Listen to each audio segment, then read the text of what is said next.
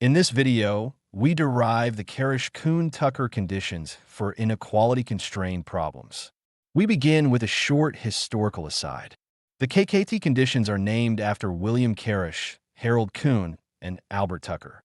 Interestingly, Karish discovered these ideas first in his master's thesis back in 1939, but his work did not attract much attention at the time. More than a decade later, Kuhn and Tucker presented the conditions in 1951 in a form that became widely known as Kuhn-Tucker or KT conditions. Later, after Karish's thesis was rediscovered, the name Karish-Kuhn-Tucker or KKT became standard. What made these conditions so important is that they extended the classical method of Lagrange multipliers to optimization problems with inequality constraints. Today, the KKT conditions are one of the fundamental tools in nonlinear optimization. Under suitable regularity assumptions, they tell us what must be true at an optimal solution, and in convex problems, they often completely characterize optimality. That is why they remain central both in theory and in applications. Now, let us turn to the derivation. The key idea is very simple. It expresses the fact that at a local minimizer, there is no feasible direction that decreases the objective. We will make that statement precise by first describing the feasible directions using active constraints. We will then justify linearization under certain conditions, called constraint qualification. Finally, we will employ Farkas Lemma to derive the KKT system. We study the problem of minimizing f of x over a feasible set defined by inequalities g I of x less than or equal to 0. At a feasible point x star, a vector d is called a feasible direction if you can move a little bit from x star along d and stay feasible. A fundamental first-order condition says, at a local minimizer, the directional derivative of f must be non-negative along every feasible direction. So the entire derivation is about describing this set of feasible directions in a convenient way. Now we simplify the geometry using active constraints. Inactive constraints have strict slack, so near x star they do not restrict which directions are feasible. For example, the constraint described by G2 is inactive at x star in our illustration, so it does not impact local properties of x star. For an active constraint, we look at the sign of the directional derivative. If the inner product of the constraint gradient with d is negative, then the constraint left-hand side decreases and the direction is locally feasible. If that inner product is positive, then the constraint is violated immediately, so the direction is not feasible. This gives an inclusion. True feasible directions lie between strict inequalities and non-strict inequalities. The set with non-strict inequalities is called the linearized cone, and it is closed. One would hope that the closure of the set Z of x star of feasible directions is equal to the linearized cone Z bar of x star. However, this may not be the case. Here is the main subtlety. The linearized cone can be larger than the true feasible direction set.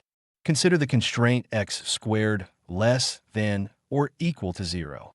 The feasible set is just the single point, 0. So the only feasible direction is d equals 0. But the gradient of g at 0 is also 0. So the linearized inequality becomes 0 less than or equal to 0, which is true for every d. Therefore, the linearized cone incorrectly predicts that every direction is feasible. This is exactly why we need constraint qualifications. A constraint qualification is any condition that guarantees that the closure of the true feasible directions is exactly the linearized cone. In other words, linearization captures the first-order geometry correctly. Three common examples are linear constraints, linear independence of active gradients, also called LICQ, and in the convex case, Slater's condition, meaning there exists a strictly feasible point. Assume a constraint qualification holds, so the linearized cone correctly represents the feasible directions.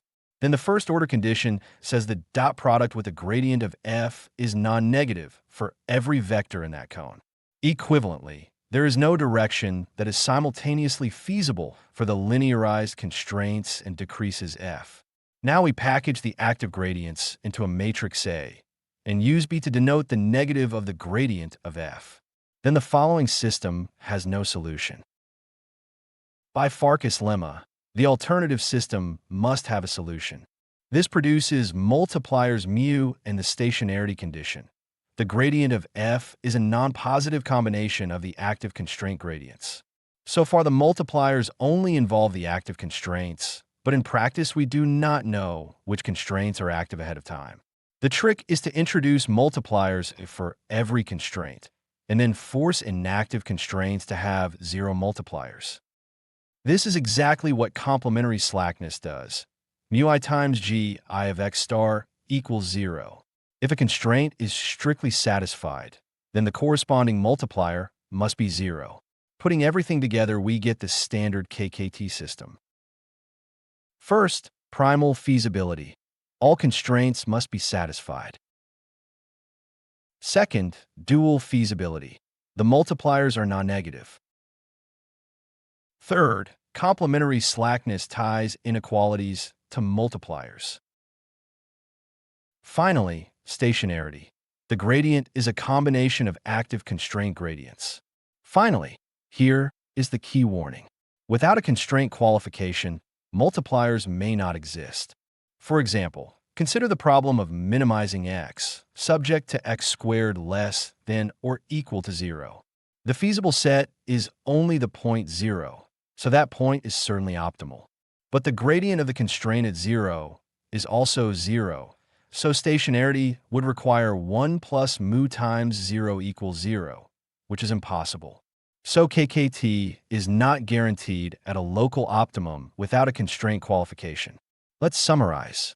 The KKT conditions are a translation of a geometric statement. At a local minimizer, there is no feasible direction that decreases the objective. We describe feasible directions using active constraints and linearization. A constraint qualification ensures that this linearization is faithful. Then Farkas Lemma gives multipliers, and complementary slackness removes the need to know the active set in advance. In this way, the KKT conditions bring together constraints, multipliers, and optimality into one unified picture.